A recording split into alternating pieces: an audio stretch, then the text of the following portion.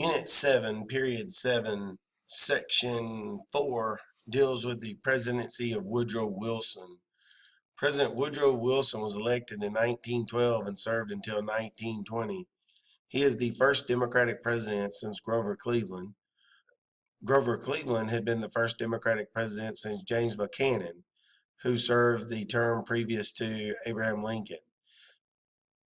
So, since the Civil War, the Democrats had not had a lot of success electing presidents. Woodrow Wilson is known as one of the most progressive presidents the United States has ever known. Even though he was of opposite political parties from Teddy Roosevelt, his predecessor, who was a Republican, both men made a lot of changes, which is the definition for the word progressivism, made a lot of changes in the early 20th century. Let's watch a short video on the presidency of Woodrow Wilson.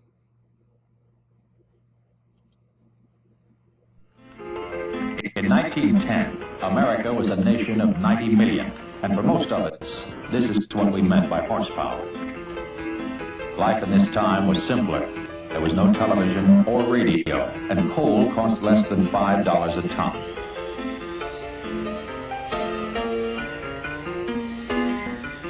One out of 4 Americans owned a horse, but if you owned a car, you were one in 200. William Howard Taft was in the White House. Under President Roosevelt, Taft had served as first governor of the Philippines and as Secretary of War, and he had Roosevelt's strong endorsement when he won the presidency in 1908. But Taft was not the vigorous and crusading politician Roosevelt was, and by 1912, Taft's conservative policies had so angered the former president that Roosevelt decided to challenge Taft for the presidential nomination. Republican Party regulars gave Taft the nomination, but that didn't stop Roosevelt. Endorsed by the Progressive Party, Teddy campaigned for a return to the White House, saying he felt strong as a bull moose.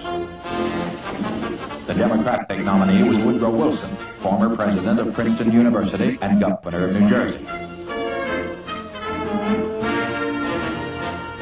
Though Taft and Roosevelt had once been friends, the 1912 campaign was bitter.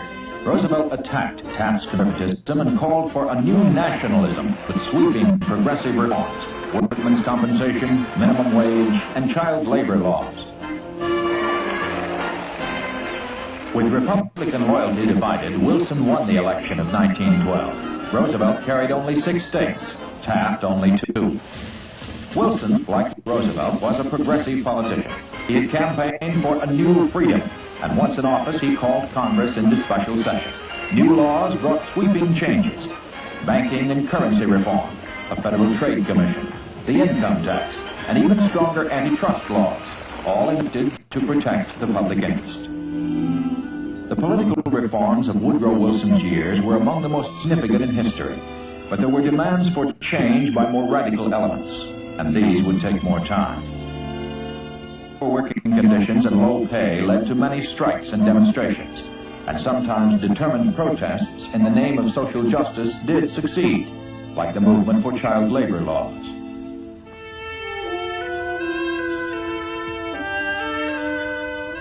Long hours, dangerous conditions. Who would protect the children in the factories and on the farms from conditions that made them sick and old by their teens? Though President Wilson was a progressive politician, he at first believed that federal regulation of child labor was unconstitutional, but strong sentiment and progressive demand caused him to endorse a child labor law, ensuring its passage by 1916.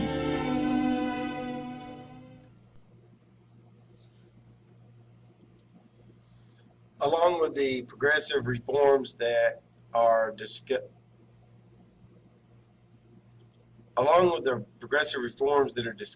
in the film, while Woodrow Wilson is president, 3 amendments to the U.S. Constitution are ratified. One called for the direct election of senators, and what that means is that before the 17th Amendment was ratified, senators of each state were chosen by state legislators. This opened up the election process to graft and corruption, because it was easier for political machines to influence elections at the state level. And so once the 17th Amendment was ratified, it became the people of the state could vote using popular sovereignty to determine their two senators. It was a lot harder for special interests to influence those elections.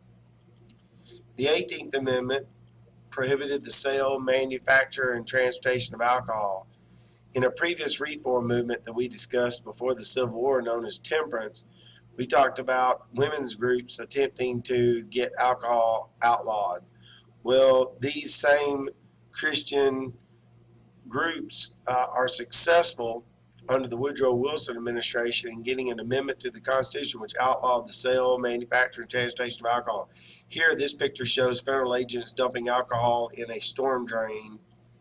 And here, sort of the same thing, federal agents are pouring alcohol into another storm drain.